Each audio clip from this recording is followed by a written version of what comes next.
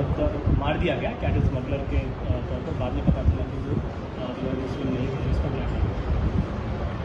आप ये क्यों नहीं बोल रहे कि मारने वाले ये बोल रहे हैं कि हमसे गलती हो गई, हमने अपने एक ब्राह्मण समाज के बच्चे गोली मार दी? ये आप पूरा बोलो ना, क्यों आपको डर क्यों हो रहा आपको? इसीलिए किसी शायर ने बड़ा सही कहा था कि लगेगी आग तो आएंगे सब घर जद में, यहाँ पर हमारा मकान थोड़ी है। अब अफसोस की बात यह है कि उन जालिमों को एक मासूम बच्चे की जान लेने के बाद कह रहे हैं कि हमारे से गलती हो गई, हम एक ब्राह्मण को गोली मार दी। अरे तुम एक इंसान को मार रहे भाई, उन्हें ब्राह्मण हो, हिंदू हो, मुसलमान हो, उन्हें इंसान है। ये लोगों को, ये जो सो कॉल्ड गाय रक्षक हैं, ये राक्षस हैं। इनको हरियाणा की सरकार ओपन छूट दे चुकी है, इनको रोक ही नहीं लगा रही। इनके पास वो बंदूक कैसे आई? अगर आर्म लाइसेंस दिया तो किसने दिया उनको आर्म लाइसेंस? वेपन कैसा है उनके पास ये? और कैसा वो किसी को रैंडमली कैसा रोक रहे हो? लोग रोड पे रोक रहे हो, बच्चा नहीं रोका, निकल गया, गोली चला दी ऊपर उसके ऊपर। एक माँ अपने एक भाई अपने घर में एक बच्चे की मौत हो गई, चाहे वो किसी मजहब का हो।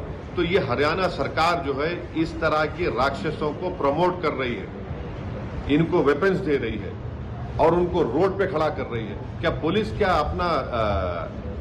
अपनी ड्यूटीज क्या पुलिस हरियाणा इनको दे चुकी है क्या?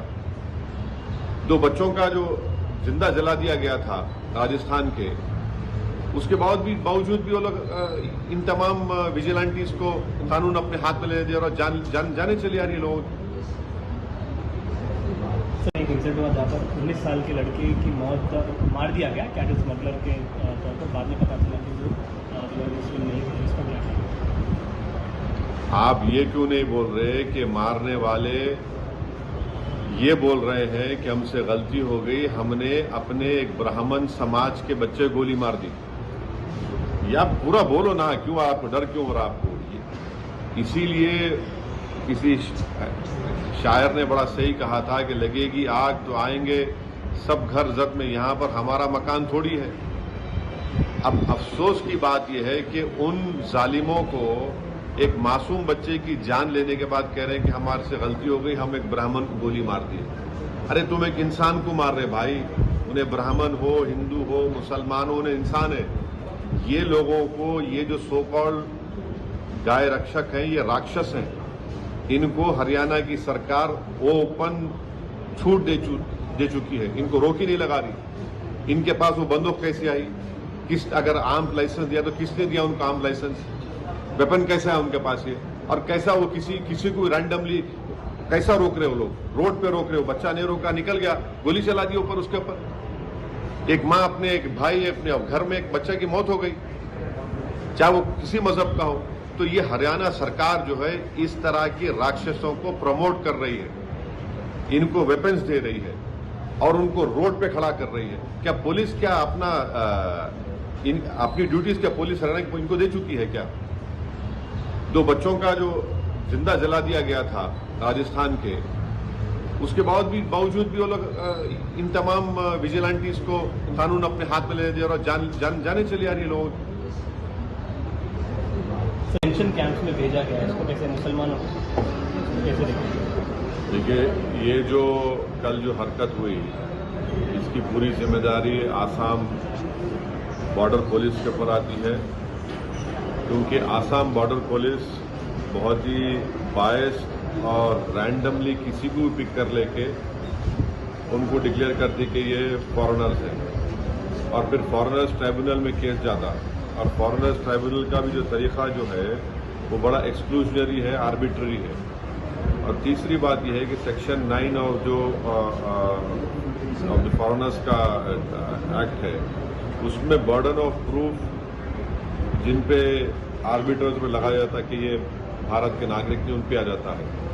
तो इसीलिए ये जो पूरा प्रोसेस है, इसके बारे में आप थोड़े दिन पहले रहीम अली का एक केस हुआ था सुप्रीम कोर्ट में, जिसमें सुप्रीम कोर्ट ने कहा था कि ये पूरा प्रोसेस ग्रॉस इनजस्टिस है और इसीलिए ये आसाम की बॉर्डर पुलिस और फिर वहाँ का जो फॉरेनर्स ट्राइब्यूनल है, इनका जो तरीका है बड़ा आर्बिट्री है। और इसी की बुनियाद पे आप देख रहे हैं कि आसाम में एक फैमिली में अगर 6 लोग हैं तो एक आदमी को बोलते ये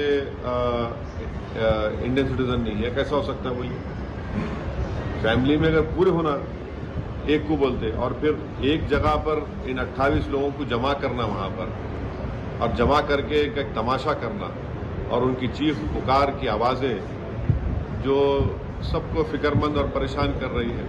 और आखिरी बात यह है कि government of India media report के मुताबिक सितंबर से सेंसस शुरू करेगा, और सेंसस के साथ नरेंद्र मोदी एनपीआर एनआरसी करेंगे। जो स्टेट्स जैसा तेलंगाना है, यहाँ पर तेलंगाना की असेंबली में एक रेजोल्यूशन पास हुआ असेंबली में यूनानिमस के सेंसस होगा और एनपीआर एनआरसी नहीं होगा, मगर मोदी ये चाहते हैं कि सितंबर में सेंसस होगा तो एनपीआर एनआरसी के साथ कराया जाए। अब जब एनपीआर एनआरसी होगा तो यही नज़ारे पूरे मुल्क में नजर आएंगे हमको, खुदा ना खासा।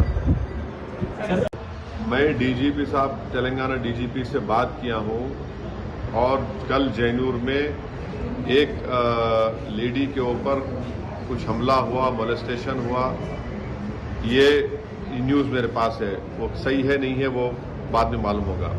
फिर ये भी मालूम हुआ कि एक ऑटो ड्राइवर को अरेस्ट भी करे, जेल को भिजा दिए। आज जो मेरे पास न्यूज़ है कि एक मस्जिद के ऊपर वहाँ पर कुछ कोशिश की गई। मैं वीडियोस देख रहा हूँ, अगर सच है नहीं है मुझे नहीं मालूम, मगर डीजीपी ने मुझसे एश्योर किया है कि वो मॉनिटर कर रहे हैं, एडिशनल फोर्सेस भी जा रहे हैं। हम अमन की अपील कर रहे हैं, हम तेलंगाना की सरकार से अपील कर रहे हैं कि किसी को भी कानून अपने हाथ में लेने की इजाज़त नहीं देनी चाहिए, और जो भी वायलेंस में इंडल्ज कर रहा है उनको पूरों को पकड़ने की जरूरत है। ऐसा नहीं हो सकता कि जो चाहे किसी के दिल में आ जाए और मैं हरकत कर लूँ, मैं किसी के घर पे जाके मोटरसाइकिल को डैमेज करूँ या घर को डैमेज करूँ या किसी की वो जला दूँ। मैं कानून की सुप्रीमेसी होना चाहिए, रूल ऑफ लॉ की सुप्रीमेसी होनी चाहिए। ऐसा नहीं हो सकता कि कोई मॉब आए और जो चाहे मनमानी कर ले। तो मुझे उम्मीद है, क्योंकि डीजीपी मुझे एश्योर किया है, और हम उम्मीद करते हैं कि वहाँ के एसपी जो आसिफाबाद के एसपी है वो फौरन हालात को नॉर्मलाइज करेंगे, और जो कोई भी इस वायलेंस में इन्वॉल्व है उनको पूरों को इमीडिएटली अरेस्ट करके उनको जेल को भिजाया जाएगा और कोर्ट से उनको सजा दिलाई जाएगी।